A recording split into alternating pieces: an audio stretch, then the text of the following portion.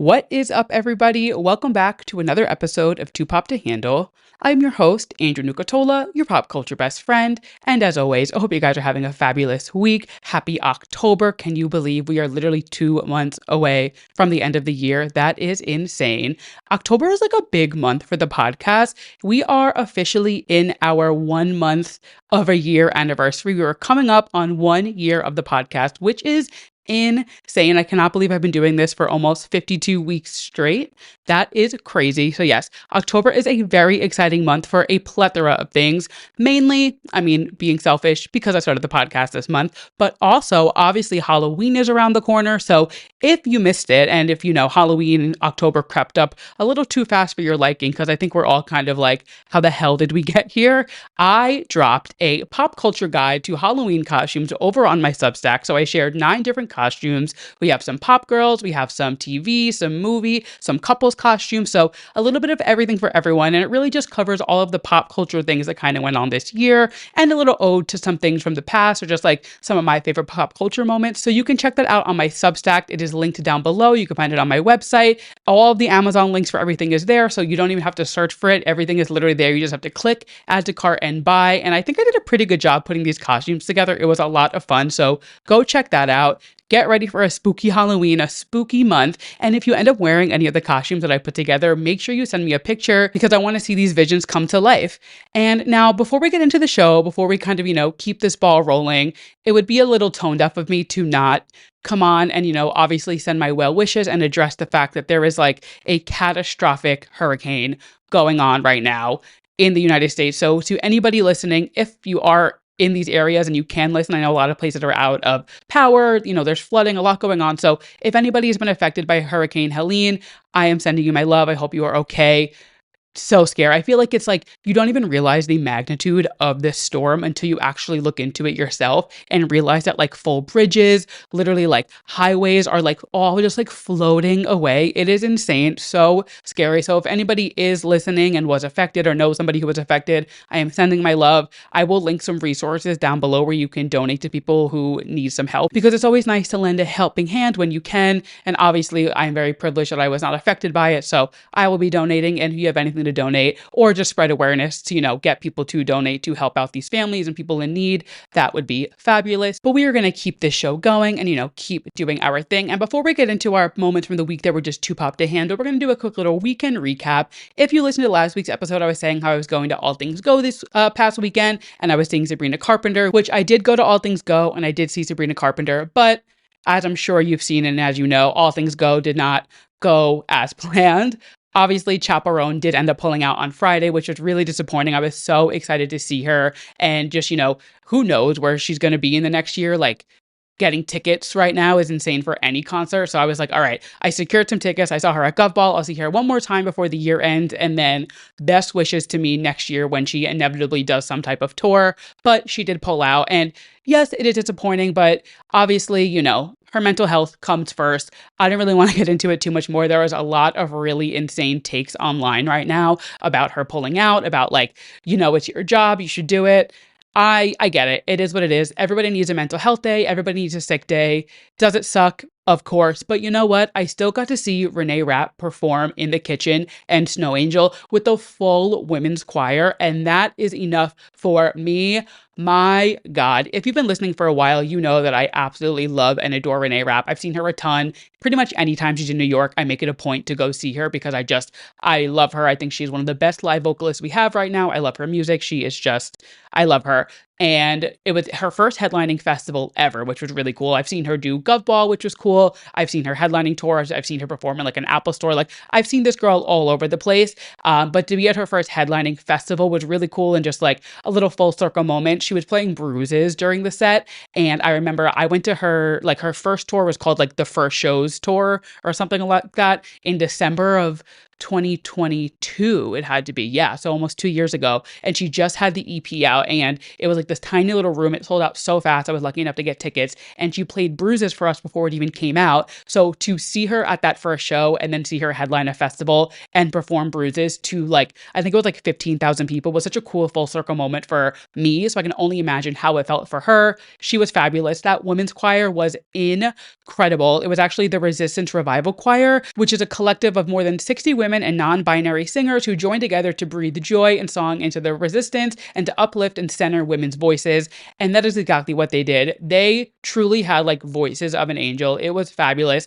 Snow Angel Live is truly like a religious experience, and seeing it with the choir and just like that whole ambiance, I was like, I'm levitating. Like my soul is leaving my body. It was incredible. And on the topic of incredible live performances, Sabrina Carpenter put on the show of a lifetime last night. It was incredible. So she had two shows in New York this weekend. Madison Square Garden was on Sunday, and then I went last night in the Barclays Center, and it was insane. It was such a good show. You guys know I am such a concert junkie, so I'm always looking. Obviously, I like to go and like hear my favorite songs live, but I really do like to go and look at the production, look at the lighting, look at the set design. Like I'm really into all of that behind the scenes kind of thing. I just think it's such a cool little thing to like just note, because there's so much detail and work that goes into a tour and any concert really. So I really am always paying attention to those little details. And there was not a single detail missed on Sabrina's show last night. It was genuinely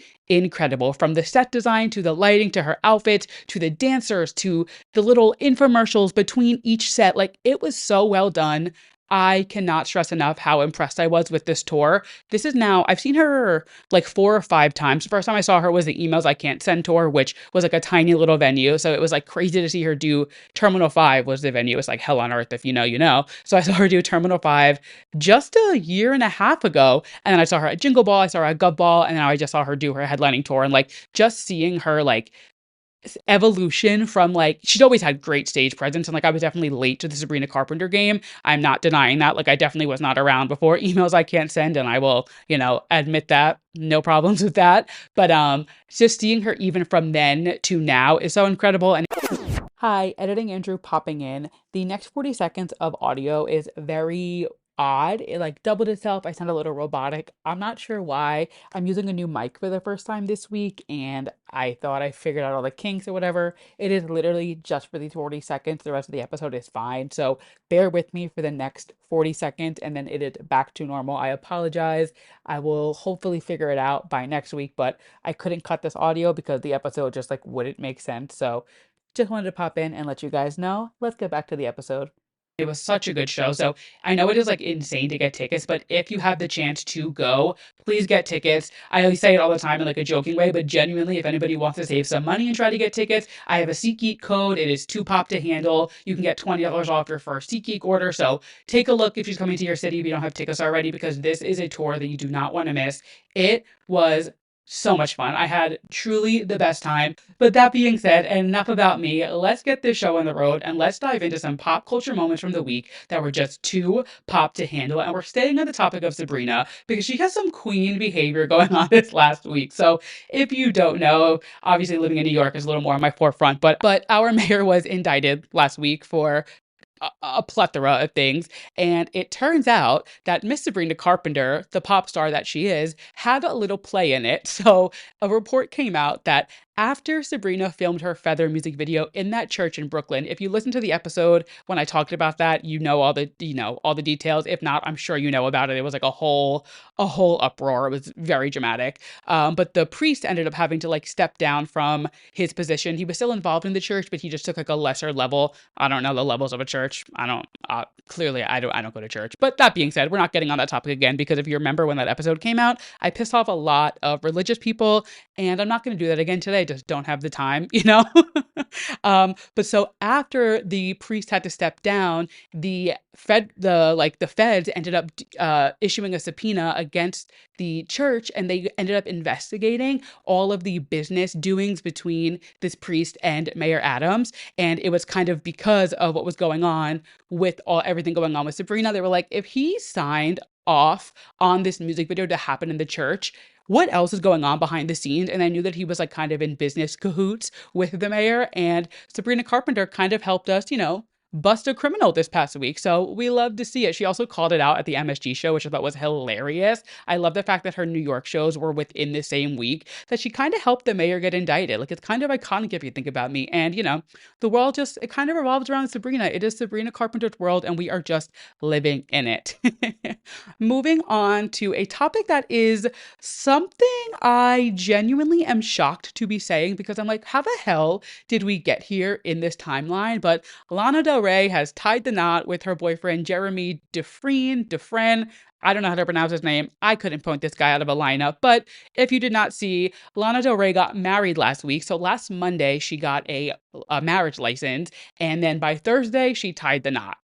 It's like very crazy. It is what it is. But a little background on Lana and Jeremy, because I wasn't familiar with this alligator tour guide's game and like what went on in the lore behind him and Lana. I keep up just for the pop culture of it all, but I don't stay too in depth with her love life or things like that. But this one caught my eye because he, not only is he, an alligator tour guide, he also has been doing some political affiliations lately and reposting some videos about Trump and kind of leaning a little bit that way. So I'm not here to, tell you who to support, who to vote for. If it's not clear, obviously I am voting blue. I'm nowhere near the Republican side of things, but to see the backlash that like Chappell Roan, Taylor Swift, all these people have been getting for their endorsement or lack thereof endorsement, and then for Lana to go ahead and marry this man who was like openly supported Trump and it's kind of crickets, is just a little weird to me. It's like, if we're gonna be politically charged in the pop culture space and we're gonna hold people accountable for their actions and who they're affiliated with,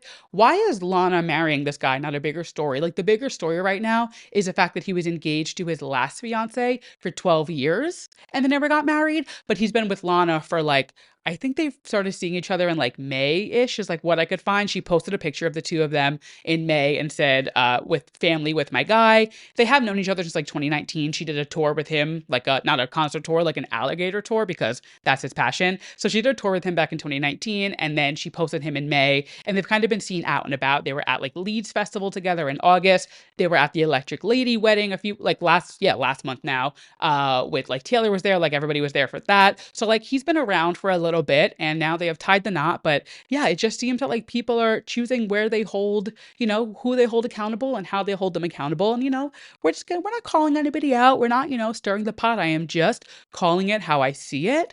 But yeah, Lana Del Rey is married, and it is what it is. I don't know. I don't know. It was just like when I saw the pictures of her like walking down the aisle, I was like, mind you, they got married at the gator farm that he works at. I think I left that out. Yeah. They literally got married like at the gator farm, in the swamp, whatever you want to call it, in Louisiana. Like, very much, I mean, it makes sense for Lana. Like, I feel like this is kind of like her ideal situation wedding. Like, she thrifted her dress. They got the marriage license 3 days before. Like, obviously, like, Lana Del Rey is a character in and of herself. And this is no hate to her at all. Like, I'm not, coming on here to be like, she's a this or that. Like, I like Lana's music. She's a little kooky and like it is what it is, but I do think she's very talented. I think, I don't know. I don't know what I'm getting at, but Lana Del Rey is married and he is apparently a Trump supporting alligator tour guide. So take with that what you will. We have some bigger, exciting wedding news on the horizon that they were going to flip the script and, keep the ball rolling. But Rebel Wilson has also tied the knot over the weekend. She got married in Italy over the weekend to her long-term partner, Romana. So this is the woman that she was with. They've been together for like 3 or 4 years now. When she came out and she posted that Instagram picture being like, I thought I needed a Disney prince, but it was actually a Disney princess. It was with Romana. Again, if I'm butchering that, I apologize. But so she posted that. That was like her coming out. It was such a big deal in a good way. Like, Rebel Wilson, I feel like, was in such the limelight for such a long time. Like, Pitch Perfect. She was everywhere with Fat Amy, and then she just kind of was taking on like every single role. She was like in every movie, she was on every carpet, she was like in our face nonstop, and I never really got sick of her, but it kind of was just like she was like everywhere wherever they could get her, Rebel Wilson was there. And then she came out and it was like, oh my God, wait, she came out, she lost all this weight. Like you could just see that she was kind of like moving past this like fat Amy era in that sense and just kind of like keeping things going. And over the weekend, she had a destination wedding in Italy, which just so exciting. You know, the pictures are gorgeous just to see like them thriving, getting married, they started their family, just all good things. And I just feel like Rebel Wilson is somebody who just like doesn't get involved in drama. You never find her in a scandal. She kind of like does her thing. She just put out a book in April. She just debuted her, I think it was her producer debut, if correct me if I'm wrong, but I believe it was her first producer credit as well as starring in a movie adaptation of the musical The Deb that just premiered at TIFF last month. So she's been kind of doing her own projects, doing her thing, and like she really does just like stay in her lane and stays unproblematic. So I love to see her winning. I love to see her happy, getting married, doing her thing. And you know, it's a win for the gays. So congratulations to Rebel. Love to see it. It is what she deserves. And moving on to our next topic, it is the pop star who has kind of been on everybody's lips, both in a good and a bad way lately, and that is Miss Katy Perry. So obviously her album 143 just came out, and there's been a lot of backlash on it, and there's been a lot of praise for it from her fans. Like there's a lot. It's an interesting woman's world, if you will, to be Katy Perry right now, because on the one hand, it seems like she has this giant hate train behind her, and she's like at the wit's end of her career, and like nobody's listening to her music, nobody's streaming, like nobody's listening. But then it comes out that her album debuted at number 6 on the Billboard chart last week, and it was the number 2 best-selling album of the week this week. So like clearly somebody is lying. Like something is not adding up. Like I don't know. It is very interesting to see these numbers come in. And I am not saying this in a way of like discrediting her because I definitely know and can see the support. I have a lot of friends who are big Katy fans, and like her and her fans are rallying behind this album. And I love that for them. Like I said last week, I don't think it's a bad album necessarily. I just think it could have been a little bit better with who she was working with on the album. And I don't want to go into that whole thing again. I was listening to it today, actually, after I saw these stats come out. And I was like, you know what? It's not the worst album I've ever heard. I do wish the lyrics were a little more storytelling of her life and a little less just like, I wanted to write a pop song. Here are my lyrics. But that being said, like I said it last week too, like it's not a bad album. It just like, I wanted it to be better. But obviously people are listening to it, people are buying it. Like I said, she was debuted at number 6 on the Billboard Hot 100 last week, making it her 6th album to debut in the top 10. So that is all of her albums coming in with a top 10 debut, which is very impressive thinking about Katy's track record with the highs and the lows that she's been through. So clearly like she's still Katy Perry, and I will never discredit her. I've been writing for her and saying like, at the end of the day, she is Katy Perry. Like, I'm obviously going to listen to her music. I'm going to see what's going on. I don't always love what she's doing and love who she works with, but at the end of the day, she's Katy fucking Perry, as she says in the Woman World music video. And right now, she is like killing it overseas. She went and performed at Rock in Rio. It was actually, I believe it was the day that the album came out. She did a performance that night. She headlined in Brazil at Rock in Rio. The performance was incredible. She looked great. She sounded great. The crowd was going nuts. It was like an insane turnout. And then she is now in Australia. She just did like an AFL performance. I don't really know what that is. I'm assuming it's like the NFL, kind of like a Super Bowl. She had like almost like a halftime performance. The performance was incredible. Like the graphics that they did, the editing, she like rode in on a spaceship. People are going nuts for her overseas. She announced a bunch of Australian tour dates. They sold out. She had to add more. Like people are eating this up. I think it is just like the general public isn't. And it is really interesting to see that like, though she has this kind of like hate train kind of growing behind her, people are still listening and still streaming. And the Katy Perry hate is a little forced, I think, like either with Smile coming out and like I feel like with the whole like when she shaved her head and all of that went on, like there was a lot of backlash that she got, and she kind of always is like the brunt of the joke in pop culture to an extent. I don't know, like she gets a weird rep, and like I said, I will always ride and support for Katy. I won't always love her music and love what she did, but like she has been such a pillar in pop culture and pop music that like you can't deny what she's done and what she's going to continue to do, whether or not, people are admitting that they are listening or not. People are clearly listening. People are buying it. I bought the album. I pre-ordered it. I got the signed vinyl. Like I literally, it's still in the box. I haven't opened it yet, but I did buy it. So like, even though I didn't hear it, didn't love it, didn't know what was going on, I bought it myself. I think a lot of people are in that boat where it's like, it's a Katy Perry album. And at the end of the day, the girls and the gays who love pop music are clearly still tuning in. It's debuting at number 6. It's selling the most or second most albums last week. Like, she's still doing her thing. She's still Katy Perry. And you know what? Congratulations. You are continuing to beat out these hate trains. They're literally never going to take Katy Perry down. No matter how hard they try, she's still going to end up having some type of success because it's the fans behind her who are so ride or die for her, and you have to admire it. You know, like you can't sit here and be like, oh, it's they're buying streams, they're doing that. Like, these are physical sales that are pushing her to these numbers. Like, it's impressive, and I am impressed. And you know what?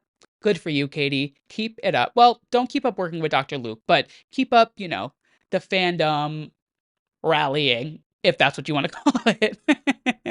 Moving on to our next topic. This is just a quick little blip, kind of like piggybacking off of something from last week, but the Beyoncé Launderette video has come out, and my God, did she go there. I talked about last week the significance of the Levi's ad from the 80s that came out, so go listen to last week's episode if you want that little TLDR on it. There's a timestamp if you just want to listen to that. You click that, listen to it, come right back. That being said, I wasn't sure what she was going to do for the ad because I didn't think she was going to get down on her tidy whities, but Beyoncé got down to her tidy whities and she looked damn good. I did not think she was going to go for it. I did not. I thought like it was going to be something else. I also completely missed an article that she was filming this at a laundromat. Like, I thought she was doing all of this on Long Island at that dive bar. So I completely missed that. Had I read that and known that, I would have obviously been like, oh, no shit, she's doing the laundrette full campaign. But I missed it. It happens. It is what it is. I can't read every single article, but she did the campaign, she did the ad, and she looks so good in it. And I actually saw somebody point out on Twitter, I thought this was interesting. For Renaissance, she did that one ad, that one campaign with Tiffany & Co., and they used Summer Renaissance for the commercials. And now for this one, she's doing Levi's, and they're doing Levi's jeans. So it almost appears that we're going to be getting like one big campaign and one full kind of like commercial and push for each act. So curious to see, where they go with Levi's. You can buy the look that she's wearing right now on their website. So very curious to see where they go from here. And yeah, just, Beyonce at the end of the day is such a businesswoman. She's not going to put her name on something that isn't like 110%. And this is no shy of that. We definitely still have more parts coming. This was like labeled as part 1 of the Levi's ad. So whether it's going to be from the dive bar, who knows what else she's filmed. Like, we definitely have a lot more coming from this Levi's campaign, but I think this is an iconic way to kick off this partnership. And I cannot wait to see what she has left for this campaign and what's to come for Act 3, whenever that may be. I'm not rushing it like the rest of the Beehive. I'm being patient, and I'm sitting patiently for Mother because, she will call when she is ready. And moving on to our final little tidbit from the week that was just too pop to handle. Isn't really something typical too pop to handle fashion to talk about. It's not music, it's not movies, it's not celebrity based. It's just something that when I saw this, and it kind of fits in with the rest of the episode theme, which is kind of like media literacy. You'll get it as we keep going on with the show. Crumbl Cookie is getting into a little controversy right now, and they somehow had nothing to do with it, but somehow they are at the forefront of this issue. So a Crumbl Cookie pop-up was rumored to be opening their first time coming to Australia. It was such a big deal. Everybody loves Crumbl. I've actually never had it. They just don't seem appealing to me. I do enjoy, controversial opinion, I do enjoy those like the frosted cookies that they kind of resemble from the grocery store, but something about the Crumbl cookies just like really, I don't know, they don't appeal to me, so I've never tried them. That being said, bitches love them. Bitches go crazy for Crumbl. So them going to Australia had to be like the biggest deal. And it was like this whole thing. They were opening up this pop-up shop. People were lining up for hours. And when people got there, they were charging $17.50 per cookie. Now, for reference, a Crumbl cookie in the United States goes for about $5. So that's a big margin. That's literally triple the price and some change of what they charge here. And not only did they triple charge for the cookie, most of the cookies were stale and didn't taste good. And now you might be asking, how do these cookies, how do they not taste good? Crumbl's a huge brand, they are everywhere. They have tons of locations, tons of places. Well, the answer to your question is because this was not an authorized Crumbl cookie pop-up. which is such a crazy thing to say that there was a Crumbl Cookie pop-up that Crumbl Cookie had no affiliation with. How many times I'm going to say Crumbl Cookie on this podcast? I'll have to tally it up and, do an add up at the end. That being said, so these super fans of the brand from Australia took it under their own wing and decided they needed people to try Crumbl Cookie in Australia so bad that they were going to fly to the United States, purchase $6,000 worth of Crumbl Cookies, fly them back to Australia, and open up this pop-up shop as they want to, and just, could hope that it just goes well, and, they just really love the brand and wanted to bring it to Australia. What the fuck? What the actual fuck? When I saw this story pop up, I don't think I've ever added something to a episode outline so fast in my life. I was like, this is the content that I want to talk about. Literally insane. So you might be wondering, how did people fall for this? And how did they, not realize that this wasn't a Crumbl Cookie affiliated thing? And I am asking myself the same question. If I don't see it on the brand's verified account, their website, an email, especially if you're like a loyal purchaser of Crumbl, I'm sure you're on their email list, text, I'm sure that they do, like they have an app. Like there are so many ways for Crumbl, the official Crumbl company, to connect with their followers and their audience that they have built. And like they built a crazy following and audience. The fact that none of this was on any of their official platforms and people still showed up to this pop-up ready to go. People waited like hours in this line. They showed up to a gas station at like a folding table and bought Crumbl Cookies off the side of the street that were imported from America, flown to Australia. They got them through customs. I could not believe this story. I genuinely was like, what was going on? What were they thinking? But at the same time, I'm like, they were just trying to spread the love of Crumbl Cookie, kind of admirable. My other question is like, why did these people not pick up on the fact that it wasn't a Crumbl affiliated thing? Like, you can play both fields. You can really, it's a two-way street. Like, were they insane and crazy for buying all these cookies and flying them back? Yes. But was it also insane for these people to line up at a gas station for hours and buy triple the price cookies that was never actually endorsed by the brand? Yes, like everybody's a little bit at fault. So obviously lots of controversy. As soon as the pop-up started, I guess they realized how big of a pull that they had. They updated their bio on TikTok and said we are not affiliated with Crumbl. So yes, they did try to clean up the mess and cover themselves. But once you have a line down the block at this honky-tonk gas station in Australia with people ready to spend $17 on a cookie, it's kind of, it's a moot point to like put that in your bio at that point because people are already there. They're not checking your TikTok while they're in line. And they released an entire statement. Their Instagram got deleted. Their TikTok is completely wiped, but there's a Google Doc in their like bio that you can click on and read through. And they said, we are addressing the drama. We are super fans of the brand and we never claimed to be an official Crumbl store. This was clearly stated in our bio and our comments. Our goal was to bring the authentic Crumbl cookies to Australia by importing them directly from the USA. While most customers enjoy the cookie, a couple of influencers felt that they didn't meet the expectations. We apologize that the cookies don't live up to the expectations. However, they are just cookies at the end of the day. This was never about profit. Our goal was to bring Crumbl cookies to fans. Importing and reselling is called parallel importing, and it is legal. We followed all procedures, including declaring the cookies as commercial goods and obtaining approvals from the Australian customs. Now listen, they clearly did their research and they knew that this could be a controversy, and I'm kind of impressed with the fact that like they fully like got approval from customs. They paid for it. They did a whole breakdown of everything that they did to pay for this. They spent $4,000 on flights and luggage, $6,000 on the cookies and the packaging, $2,000 in duties, taxes, and custom brokering, and $1,000 in staffing. They had additional costs. They said was microwaves, tables, the venues, marketing. They put money into this. And honestly, when you really think about it, like the fact that they spent so much money, not trying to turn a profit, just genuinely trying to like share the love and the wealth of Crumbl Cookie, like it's kind of cute. It's kind of admirable that they were like so dedicated to the bit and like ready to go. But at the end of the day, you can't buy something and resell it as your own without affiliation from the company. Like, they're really like selling themselves in the fact that they're like, well, we paid for it to get through customs. We found all the legal rights. We did everything ourselves. Like we paid more. I mean, $6,000 on cookies alone is insane. And then what is that?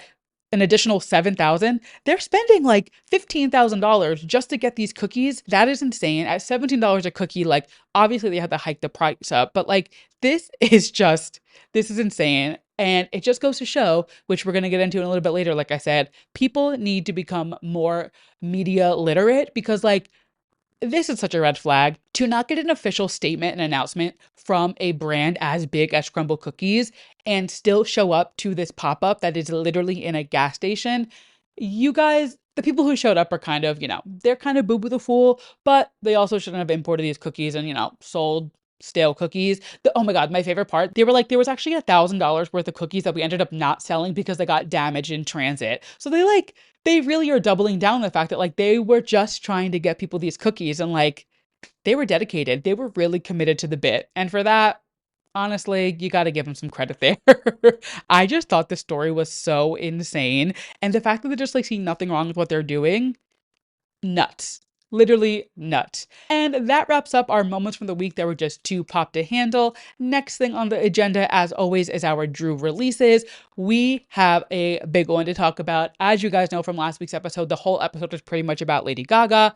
Harlequin is here and I am loving it. This is for the theater kids. So if you have not listened yet or you don't know what I'm talking about, Lady Gaga released an entire companion album to Joker Folie à Deux, which comes out this Friday in theaters. And it is a theater kid's dream. Now, as somebody who was in musical theater, who did chamber choir, show choir, a cappella group, like the whole nine, I was eating this shit up. I was like, get me on a stage, give me some tap shoes. I am ready to perform. I am ready to, get to Broadway, put my name in lights. I love this album, but I can totally understand where people are not loving the album because, it's not for everybody and I understand that. But whether you like it or not, you really have to give Gaga her chops for the fact that she can really do anything. She can do pop, she can do country, she's done hyperpop, she's done a little bit of metal and like rock in some of her sounds. She can do more like futuristic sounds like with art pop with Chromatica, and she can do an entire Broadway album or a Broadway-esque album and still sound phenomenal. She is incredible. I am loving this album. And that's all I'm going to say. I feel like there's a lot of people being like, why did she release this? We didn't want this. We want a traditional Gaga album. To those people, it is literally not a Gaga album in the sense that she is like, this is my project.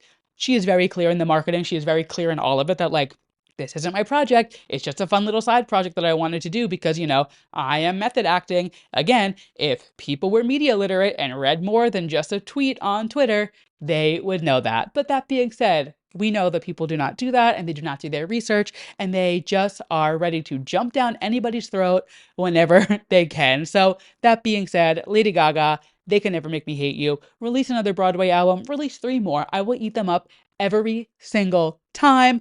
We also did get a Kelly Clarkson release last week, her Christmas song. Gonna be honest, I did not listen to it. I am not in the Christmas mood yet. Not that I'm not going to listen to it. I did download it, I pre-saved it, or whatever you want to call it. Just not ready for Christmas music quite yet, but it's Kelly Clarkson and it's a Christmas song. It's going to be incredible. So whenever I get around to it and I do listen to it, I will let you guys know my thoughts, but it's a Kelly Clarkson Christmas song.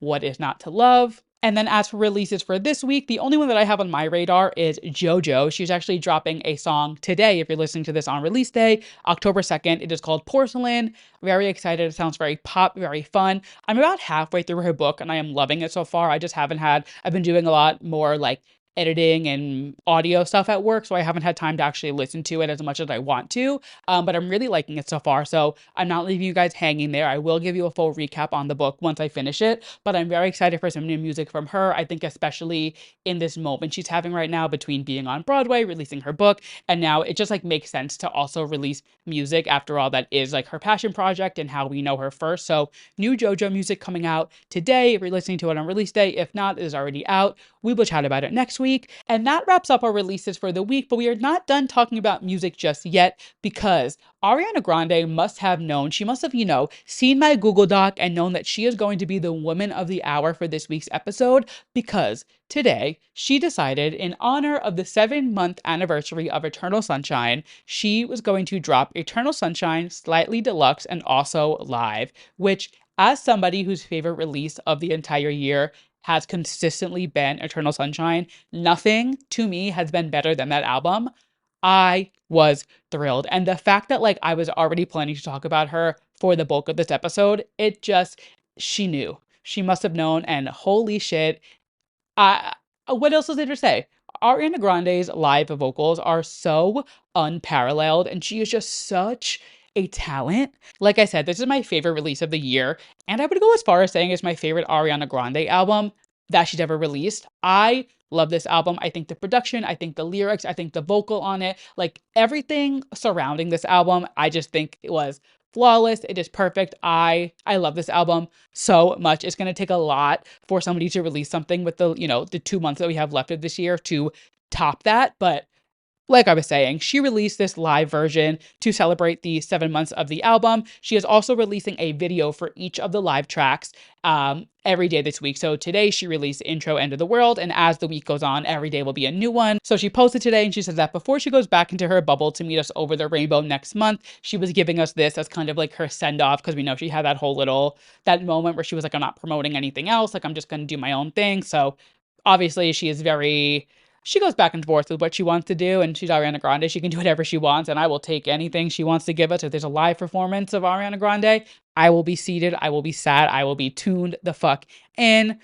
I couldn't ask for anything better. So we got 7 live tracks. She did Intro, End of the World, Don't Want to Break Up Again, Eternal Sunshine, Supernatural, Yes and, We Can't Be Friends, and Imperfect for You. So we've gotten live performances of 2 of these so far. We obviously got We Can't Be Friends and Imperfect for You on SNL. I don't believe we got a Yes and live performance yet. I could be blanking and it could be wrong, but I'm 90% sure we haven't gotten a Yes and live performance yet. So a lot of these are new. I know the rest of them are definitely new, like Intro, Don't Want to Break Up Again, Eternal Sunshine. Oh, we did get The Boy Is Mine on Fallon, I believe it was. Either Fallon or Kimmel, slipping my mind. Regardless, it doesn't matter. But so these are some new live performances that we haven't gotten yet, and I cannot wait to see the videos. It's very much giving the 10-year anniversary of Yours Truly that she did last year. Those go number 1 in our living room at least once a week. So the fact that we're getting these songs it's a very important day in this household. I'll just give you that. She sounds incredible. I love these tracks. We Can't Be Friends is still my favorite song that's been released this entire year. So I am seated. I am sat, like I said. But that is not the end of our Ariana Grande conversation because, like I said, she is the woman of the hour along with her Wicked co-star, Cynthia Erivo. So they sat down with Vanity Fair for a killer interview. This interview was so good. We learned so much about them as a duo, about their filming on Wicked. A lot of it is things that we did already know, but this was just such a raw and real interview, and seeing their friendship, and they did a lie detector test. It was just a fabulous interview. I absolutely loved it, so I needed to chat about it with you guys. So first things first, the photos for this shoot are incredible. There are 3 different covers and then obviously a plethora of images throughout the article, and they are just, it's one is just better than the other. So we get a duo cover of the 2 of them. They are in this classic black and white look. Ariana's kind of channeling a little bit of Marilyn Monroe with her dress. Cynthia looks stunning as always. And then the individual covers are just as gorgeous. Ariana Grande is sporting this blue number, kind of giving Glinda on Broadway bubble dress. So if you're not familiar with Wicked, she doesn't wear a pink dress the entire show in the stage production, but I think for Wizard of Oz continuity and to kind of resonate better with the general public who might not be as familiar with the world of Oz, they stuck with the pink for her for the movie, which I totally agree. I think it makes the most sense. And she does wear a pink dress eventually in the movie, in the Broadway show, excuse me. But she's wearing this kind of blue number that kind of pays an homage to the Broadway show, at least what I was taking from it. And then we have Cynthia with this gorgeous green off the shoulder shirt and this black, almost formation-esque Beyoncé kind of hat, very much giving Elphaba Wicked Witch with the green and the black hat. Just beautiful. Absolutely stunning. I love it. And like I said, the photos throughout the article are they're incredible. They are so well done. The looks, the staging, everything is just chef's kiss, gorgeous. But we're going to get into this interview because there was a lot to unfold. So, John M. Chu, the director of the movie, he went on and he was talking about the audition process and kind of like how they came about like getting the roles and who was going to play what. And he said this a lot, that Ariana Grande was so persistent in her auditions, and he's kind of doubling down. He said, I sort of didn't want to believe that Ariana Grande could do this. It seemed almost too easy to say, oh, Ariana Grande. But time and again, Grande proved her worth. Every time she came in, she was the most interesting person. You just couldn't take your eyes away. And then Ariana Grande responded and she said, I knew so many of the people that were going in and everyone was texting me. I was trying my very best to be 100% transparent with everybody. Like, this is my tea. This is what I'm singing.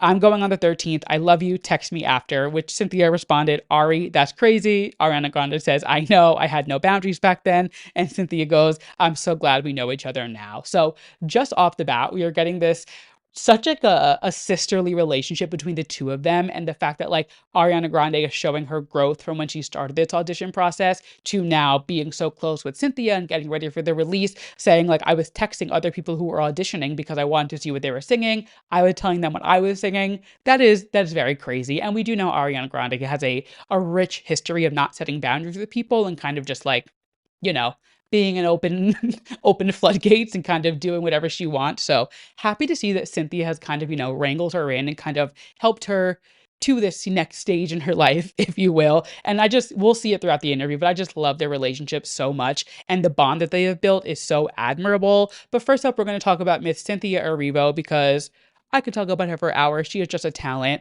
And she shared that Idina Menzel shared with her that she is thrilled to see her in the movie. So they were presenting together at the Tonys, and she said that it was the ultimate stamp of approval. It was the Queen Mother knighting you. And that's got to be such, obviously Ariana Grande has Kristen Chenoweth's blessing to do whatever she wants. They are like longtime friends. Kristen has pretty much mentored her entire life. There's a whole story about her going backstage and getting the body wash from Kristen. Like, Ariana Grande obviously knew that Kristen was thrilled for her to be playing Glinda, but you do have to kind of think like, how does Idina Menzel feel about Cynthia playing it? So for Cynthia to get that sign of approval, especially knowing that Kristen Chenoweth was so on board with Ariana Grande, it had to just be like such a nice feeling for her.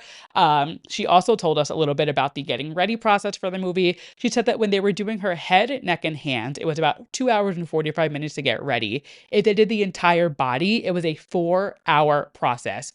That is so crazy. That is insane. And that is dedication. And that is why she got the role, because not many people are going to sit in that chair for 4 hours and get painted green. She also said that they went through multiple green tests to get the ideal tint, and they ended up having to go with like a more yellowish hue because on the complexion and the darkness of her skin is what made it look the most realistic. And again, it just kind of goes to show like she was very on board with this role clearly, and she was very dedicated to making sure it was like the best of the best that they could be. There were no corners cut during this process in anything.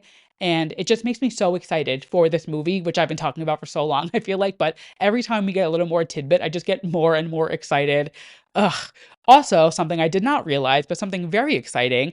Miss Cynthia Erivo is only one award away from an EGOT. She is just missing the Oscar. So I swear to God, if she does not get the Oscar for this movie, I will show up at the Academy's door with a pitchfork. Give this woman an EGOT. It is what she deserves. So she actually was nominated for an Oscar back in 2020 for Best Actress and Best Original Song for her role in Harriet. So she's gotten close and she has everything else. She just needs the O. She has an EGT. We just had to get her the O. And oh my God, like I said, if she does not get this award, there's going to be some problems.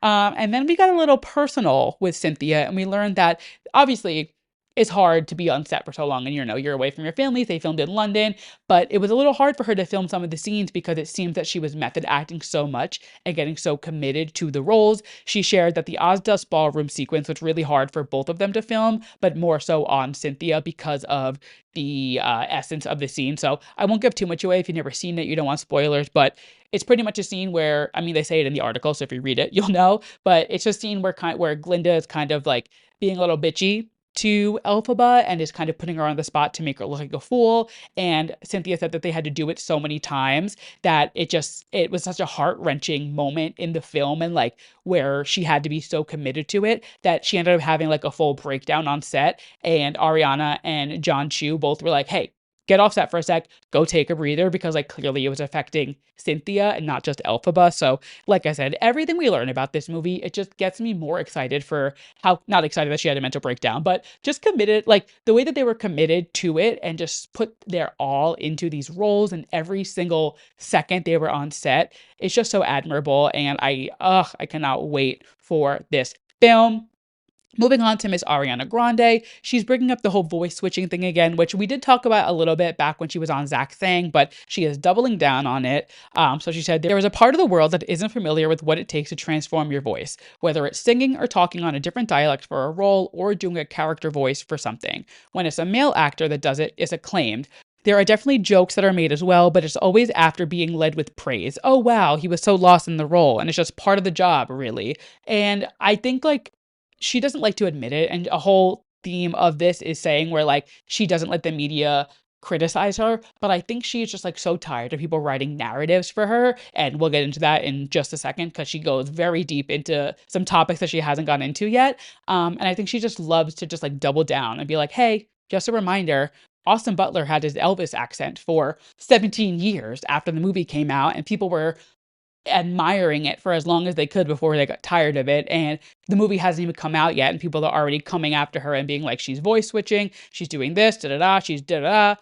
And it's so true. I mean, it's happened with Gaga, it happens with everyone. When a woman does anything, it gets completely ridiculed. When a man does something, it is praised. So I'm glad that she's sticking to her guns and is like really just like doubling down on the fact that like she doesn't give a fuck. She is going to be committed to her role, and she is going to be committed to the bit, and she doesn't care what the fuck you're all saying.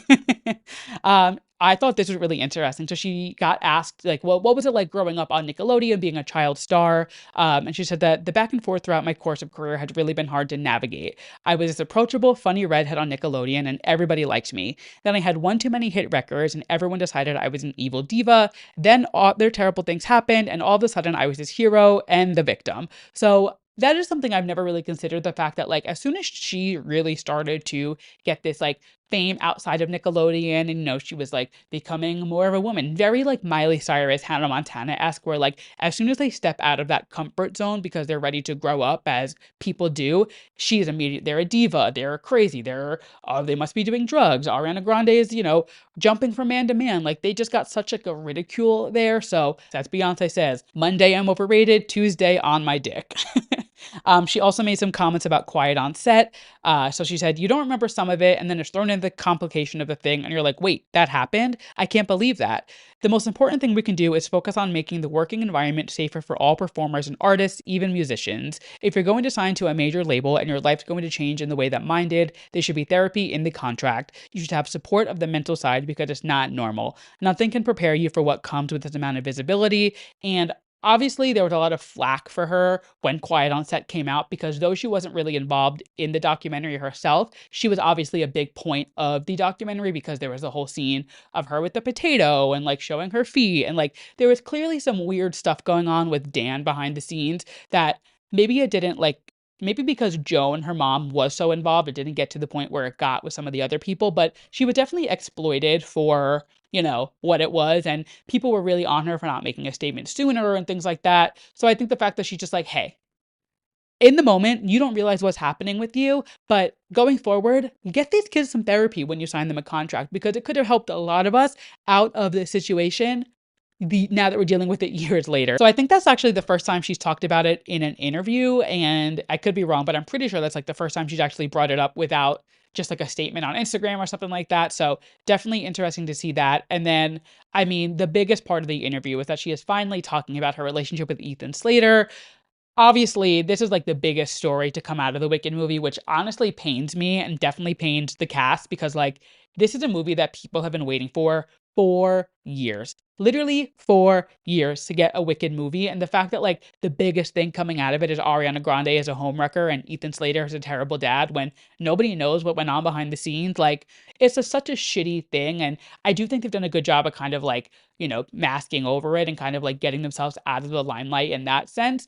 But it is, it's not something to ignore, and it is something that happened and everybody was involved. So they asked her, how did it feel with everything going on, with, people just jumping to conclusions and automatically assuming the worst in both you and Ethan? And she says, it definitely doesn't get easier seeing some of the negativity that was birthed by disreputable tabloids. Of course, I went through a lot of life changes during the filming of this movie. A lot of people that were working on it did. We were away for 2 years, so of course I understand why it was a field day for the tabloids to sort of create something that paid their bills. There couldn't be a less accurate depiction of a human being than the one the tabloids spread about him. No one on this earth tries harder or spread themselves thinner to be there for the people that he loves and cares about. There was no one on the earth with a better heart, and that is something that no bullshit tabloid can rewrite in life itself. So this is really the first time we are hearing her talk about Ethan at all. And I know that for a fact, because if you've been listening to this for a while, we've been talking about them since the beginning of this podcast. I genuinely think one of my first episodes, if not the first, the second episode, we were talking about that first photo of Ariana and Ethan out to dinner in New York. And it was like the biggest deal because there was nothing really going on with them. And they've been spotted out and about, she was at Spam a lot and they've been here and there. But that was really like the first big situation when after Wicked stopped filming and everything went on. And even Bowen Yang, he was in the article as well. They did interview him a little bit for it, but he said on Las Culturistas, he was talking about how like what people are saying in the tabloids is not what happened on the set. And as somebody who was there firsthand, and like you never know what happened on a set or behind closed doors, like people take these stories and just run with it. And like she said, like I was away for 2 years, so of course they had a field day with anything that they could. Like they heard any inkling of me being a bad person again and just ran with it. And you can go back a few weeks, or not even weeks, months. I did an episode called You Owe Ariana Grande an Apology, and I am sticking to my guns. They could never make me hate her. I don't think she wrecked a home. I don't think she pulled him away from his wife. I am convinced that like the wife just went on like a psychotic break or something after everything happened and like called TMZ, which reporting things. I don't know. Something seems fishy in the situation. And I don't think the story that we were told is the actual story. I don't think he is an absent father. I don't think he is, this monster who cheated on his wife. I think they were separated. We'll never know the back end because, it's none of our business, quite frankly. But this was like a big moment for her to talk about this. And I was like, I didn't think we were going to see the day. I was shocked. I thought if anywhere she would do it on Zach Sang, but that was like completely off limits. They really focus on the album. And I guess when this article is so Wicked focused, it's kind of the biggest elephant in the room that she hasn't talked about yet. We got tidbits on the album, of course, about the relationship and how things went. And she kind of, why do you care so much about whose dick I ride? Like she quite literally was like, I don't give a fuck what you guys are saying. I'm just going to go along with it. The boy is mine, do my own thing. And I don't know. Like I said, they can never make me hate Ariana Grande. That is my bitch. I love her. I'm loving this live album. I am loving all of this Wicked press we are getting. We're getting like a Starbucks collab this week. We're getting Funko Pops. Like we are getting so much Wicked content. I can't even deal. I feel like I've been talking about this movie for months and I am so excited for it to come out. What is it, November 22nd? We're like 55 days away, give or take. Again, you guys know math isn't my thing, but I want to say we're like less than 60 days away, which is so exciting. Ugh, I cannot wait. I will be there opening day. I don't care where I have to go, what time I have to do. If I have to take off work, I will be there. I cannot wait to talk about the Wicked movie. Wicked Part 1, of course, because there is two, but regardless, ugh, I'm so excited. This interview was just so well done. Obviously, it's Vanity Fair. It's a very credible source who is not going to publish like a gossipy kind of like, painting a negative picture article. They're not going to do the clickbait, things like that. Like the article was very focused on Cynthia and Ariana's relationship and just like their love and dedication for the project that they're currently promoting. And I think that the person who interviewed them and the way that they kind of like called out to Bowen, they called out to John Chu, like the way that they incorporated everybody in the project into this interview just really made it such like a full rounded project. And I just loved it. Thought it was a fabulous interview. Thought it was a great photo shoot. If you haven't read it yet, I would definitely recommend going and reading it. There were definitely some things that I left out, but I just wanted to kind of give you guys like the TLDR and what I took away from it. But I can't wait. I'm so excited for this movie. And like I said, if Cynthia Erivo does not get an EGOT for Wicked, I will be showing up at the Academy's doorstep with a pitchfork. And that being said, we have made it to our TV recap for the week. Actually, literally right now, as I'm recording, Roni, Real Housewives of New York, is premiering, but I will not be watching that live because I record on Tuesdays and I am very dedicated to my craft. And we don't watch live anyway because my boyfriend doesn't like commercials. So I wouldn't be watching tonight anyway. But we are recapping Real Housewives of Salt Lake City. Next week, I'll do a Roni recap and a Salt Lake City recap. And I'm going to kind of try to see how I'm going to go about recapping both of them. But that is for me to, figure out and for you guys to find out when it comes. So, Real Housewives of Salt Lake City, episode 2 last week. The girls are just fighting this season. Oh my God, we're 2 episodes in and they are just like at each other's necks non-stop. I definitely think Heather throwing Bronwyn under the bus kind of backfired on her. And like, of course, she didn't tell Whitney word for word what she said in Lisa's car, and it was a little more scathing in Lisa's car. Bronwyn didn't really like cut any corners or hold anything back when she was telling Whitney about what she thought about the Bezos party. So when Heather kind of threw her under the bus, obviously we knew Heather was going to do that because she had the conversation with Lisa, and then she went shopping for crystals with Whitney, which was a whole nother situation we're not even going to talk about. But I don't know. I thought it was like when Heather called her out and like literally just kind of like backfired and got like nipped in the butt. I'm curious how that's going to come up again throughout the season because I feel like it kind of got overshadowed by like Brittany and everything with Mary and all that stuff going on, which we'll get into in a second. But yeah, that was interesting. I thought it was very, very interesting the way that it kind of just like flipped and didn't kind of create the narrative that I think Heather wanted it to. Um, Before we get into Brittany and Mary, I thought it was really big of Angie to call Lisa and ask to get lunch the next day. I love Angie K. I think she is honestly like a really good friend. I think she always has everybody's best interest for them. But I think with this group of girls, it just, or really with any friend group, like though if you're playing devil's advocate and you're kind of playing both sides, it's gonna bite you in the ass. So we saw that kind of come to fruition at the party that Lisa threw, and I thought that Angie calling her the next day was really like a big like I don't know, a big show of her character. She was like, "Hey, I fucked up. Let's talk about it. Let's get it, let's iron this out." It didn't really go anywhere. Like they kind of still were arguing at the lunch and Lisa was talking over her and like she was like, "This is how I am. This is who I am, and if you can't take it, don't take it."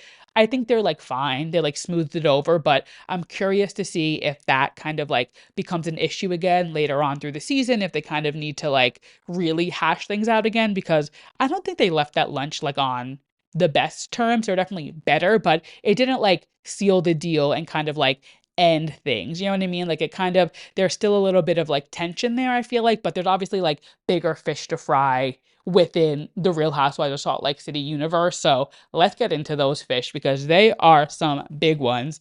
Brittany and Mary going at it like that was crazy. Now, I really like Brittany. I think she has a good heart. I think she is really just like looking for love, wants the best for her situation. It's just like I like her a lot. I think she's a really good addition to the show and whatever. I do think it was a little crazy to think that like her man posting this is my best friend on on his Instagram story led her to think that like they were official in a relationship, and it kind of made me sad that she like went to this lunch and was like, guys, he posted me on Instagram, we're official, and then the story was still live and in real time they looked at the story and they were like, he literally called you his best friend, you guys are shopping together as best friend, you guys aren't official. That was a little harsh and like I did feel bad, and you could just tell she has that like she's like she wants it so bad. She wants a relationship. Obviously, being Mormon, that is like they want to get married because you can't get into heaven, quote unquote. Again, I'm not religious. Like I said at the top of the show, we're not getting into it. But that being said, the way that like Mary just like completely went for it and just like she was not letting up. And I mean, that's typical Mary Cosby. Like she is very much like her way or the highway, whatever she thinks is the right way. Nobody else has any other better way to think. I mean, we all know her church and how they kind of worship her. And I also am like, are we going to see anything about the church this season? Because I would love to get a little update on how the church is going. I digress, not what we're talking about. I felt so bad that like Brittany was getting so ganged up on her. Everybody was being so like mean to her about it when like clearly like she's in a sticky situation. I think seeing her play pickleball with Heather really opened up like where she's at, kind of more of her situation and like what her goal is, not in life, but or I guess in life, but like her goal as of now and like where she's at personally. I don't know. I felt really bad that like they just kind of like jump down her throat. And like, it was kind of a shitty situation where that Instagram story was still live. But that being said, there's a, I can keep going on. The whole Meredith thing, doing her bar mitzvah, bat mitzvah, whatever it's called. She's getting a lot of flack online for it. And like I said, I am not toying with religion. I'm not getting into it. Obviously, people are quick to jump to conclusions and are just jumping down her throat saying, she stands for this or she stands for that. I think wanting to get more in touch with your religious side and where you stand as far as like human rights are two different things. That's where I'm going to leave it. I'm going to leave it at that. I'm not playing in that murky water. Not my circus, not my monkeys. That being said, we are moving on to the final segment of the show. We have made it to my yes and my mess of the week. My yes being something I am loving, and my mess being something I am not loving. We always start on a high note here at Too Pop to Handle, so my yes for the week is Bowen Yang. And this kind of plays into my media literacy of it all, but also just like we have to give him his 10s. SNL 50 premiered over the weekend. I thought it was a really great episode. And honestly, Bowen Yang held the entire episode on his back. He was in every scene that is trending right now. He was either starring in it or was a part of it. He is incredible. I listen to Lost Culture Reaches every single week. I love him. I think he is so talented. I think he's hilarious. So when I kept seeing all of these skits come up about like, he did Charlie XCX, then he was Moodang, then he was JD Vance, I was like, he is holding this episode on his back. And I love to see it.